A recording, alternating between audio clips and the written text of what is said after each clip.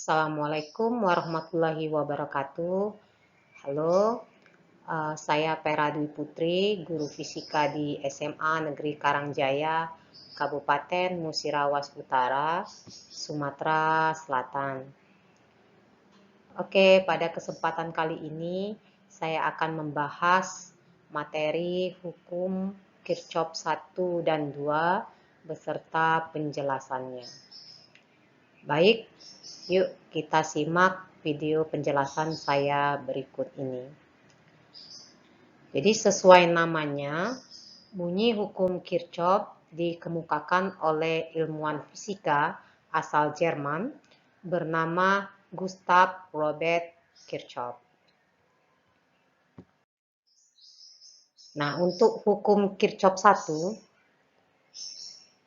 berbunyi jumlah kuat arus listrik yang masuk ke suatu titik simpul sama dengan jumlah kuat arus listrik yang keluar dari titik simpul tersebut. Nah, jadi berapapun arus yang masuk pada titik cabang akan selalu sama jumlahnya dengan arus yang keluar melalui titik cabang atau simpul, tidak berkurang ataupun bertambah. Nah, jadi secara matematika dapat ditulis sigma I masuk, jumlah I masuk sama dengan sigma I keluar. Nah, untuk lebih jelasnya kita perhatikan contoh soal berikut. Oke, jadi pada gambar berikut ini ada sebuah titik cabang atau simpul gitu ya, di mana ada dua arus yang masuk, I1 dan I2 ya. Dan ada 3 buah arus yang keluar, I3, I4 dan I5.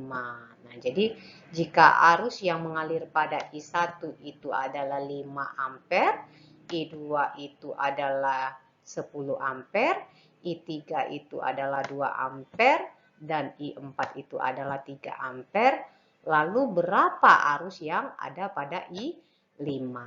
Nah, jadi untuk soal seperti ini gampang ya, sesuai dengan hukum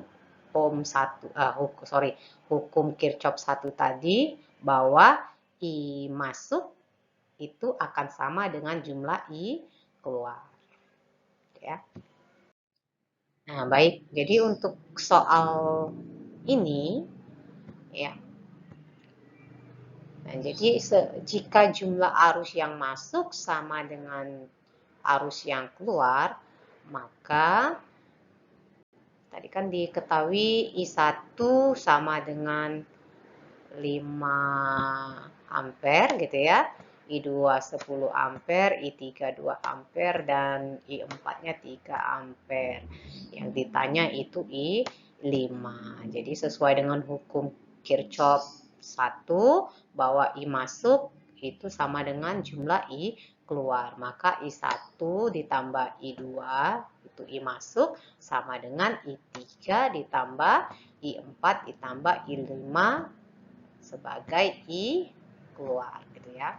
Nah, jadi masukkan harganya 5A ditambah 10A ya, sama dengan I3-nya 2A, I4-nya 3A ditambah I5 yang ditanya. Maka 5 ditambah 10 itu 15, 2 ditambah 3 itu sama dengan 5 plus 5I yang ditanya.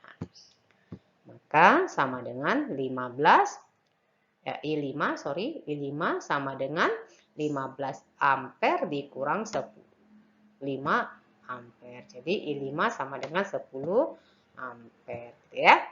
Oke, gampang ya. Jadi kuat arus pada I5 sama dengan sebesar 10 ampere. Gampang ya. Oke, selanjutnya hukum 2 Kirchhoff.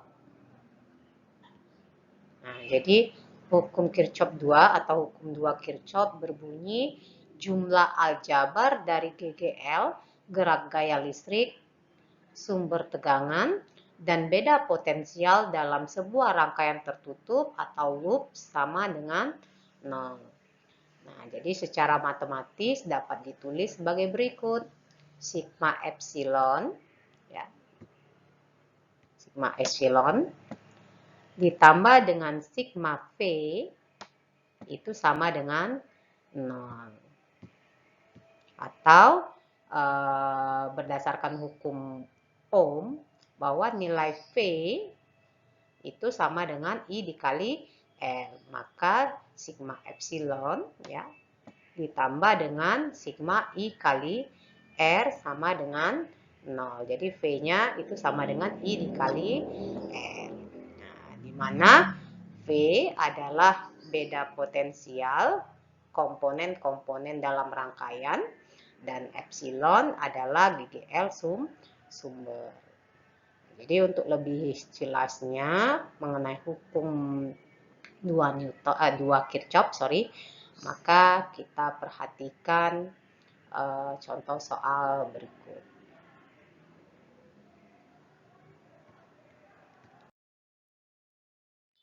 Nah, jadi ada soal gini ya, perhatikan gambar rangkaian tertutup di bawah ini. Nah, jadi pada rangkaian itu terdiri dari 3 buah hambatan ya. Jadi ada R1, ada R2, dan ada R3. Dan ada 2 buah GGL, yaitu E1 nilainya 9 volt dan E2-nya itu 3 volt. Nah, jadi apabila R1-nya 2 ohm, R2-nya 4 ohm, dan R3-nya 6 ohm, maka kuat arus yang mengalir pada rangkaian berapa? Nah, ini cara menjawabnya gampang. Oke.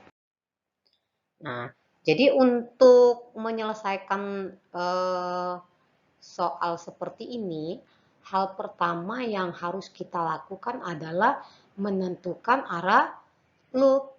Nah, jadi arah loop ini akan berpengaruh terhadap epsilon atau GGL karena epsilon itu kan ada 2 kutub ya. Nah, yang pendek ini gitu ya, itu kan negatif, yang panjang itu positif. Nah, jadi nanti kalau misalnya arah loopnya ini berputar gitu ya, yang ketemu itu adalah negatif terlebih dahulu gitu ya, maka nilai epsilonnya berharga negatif. Nah, begitu juga sebaliknya kalau misalnya yang ketemu itu kutub positif terlebih dahulu, maka harga epsilonnya berharga positif. Nah, selanjutnya itu ada juga pengaruhnya dengan kuat arus listrik. Jadi kalau seandainya arus listriknya itu searah dengan arah loop, maka I-nya bernilai positif gitu ya. Atau sebaliknya, kalau arus listriknya itu berlawanan arah dengan arah loop gitu ya, maka I-nya bernilai negatif. Nah, jadi ini kita bahas di sini. Jadi sesuai dengan hukum Kirchhoff tadi bahwa jumlah epsilon itu ditambah dengan jumlah I dikali R, kuat arus dikali dengan hambatan sama dengan 0. Nah, jadi epsilonnya kan ada 2 tadi, ya kan? E1 dengan E2. Maka E1 ditambah dengan E2 itu ditambah dengan I, R-nya ada 3, jadi R1 ditambah R2 ditambah R3 sama dengan 0. Nah, di sini kenapa dia min? Karena di sini saya mengambil arah loopnya ini searah dengan arah jarum jam. Maka ketika dia ketemu set gitu ya, yang ketemu itu adalah negatif. Nah, gitu ya, yang ini ya. Oke, maka min 9 gitu ya. Putar lagi gitu. Ketemu lagi itu E2-nya kutub positif. Makanya di sini adalah plus 3 volt gitu ya. Nah, ditambah dengan I positif. Karena I-nya searah dengan arah loop ya. Nah, jadi plus I dikali R1 itu 2, R2 itu 4, dan R3 itu 6.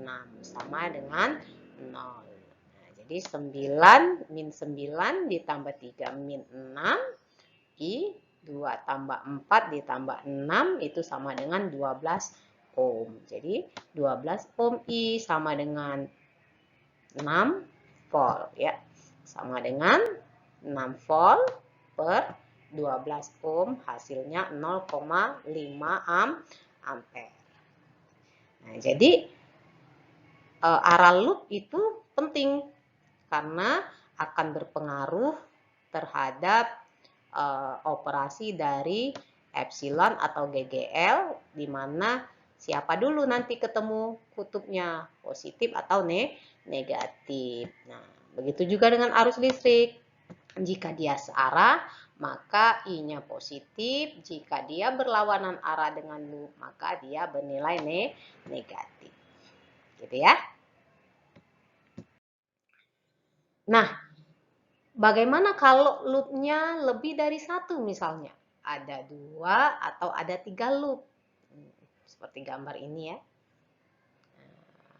Jadi maka untuk menyelesaikan soal seperti ini, kita menggabungkan hukum 1 Kirchhoff dan hukum 2 Kirchhoff. Tapi mohon maaf, ini akan saya bahas lagi di video saya selanjutnya. Oke, saya akhiri. Wassalamualaikum warahmatullahi wabarakatuh.